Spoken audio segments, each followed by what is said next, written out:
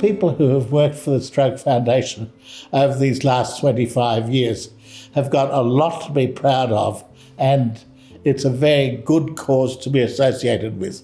My husband John, with various other young men of his generation, were invited by Sir John Holland to support David Brownbill, who was a young neurosurgeon. And in those days, there were very few funds or supportive foundations for young people to do research. Sir John Holland and David Brownbill invited me to think about joining the board of the Stroke Foundation. And my first husband, Ross Shelmadine, had died of a stroke. We had had no warning of the factors that could bring a stroke on.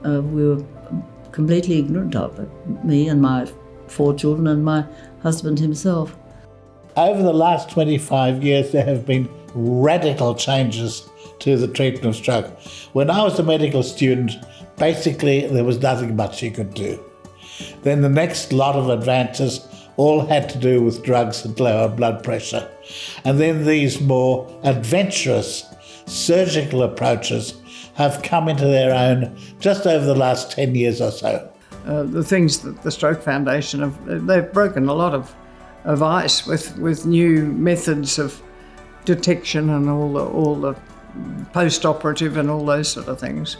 And all the achievements, the latest is the ambulance, which is the most wonderful facility. The rehabilitation of stroke was one of the things that was foremost in our minds at the time. It's one thing to be the patient. It's another thing to be the family. And I know the time came when the organisation was equally concerned with the family as looking after the patient itself. The foundation is an ally, a friend, a source of comfort, a source of wisdom, a source of very good advice, and well worth turning to in a repeated fashion as you recover from that stroke. So keep supporting it, everybody.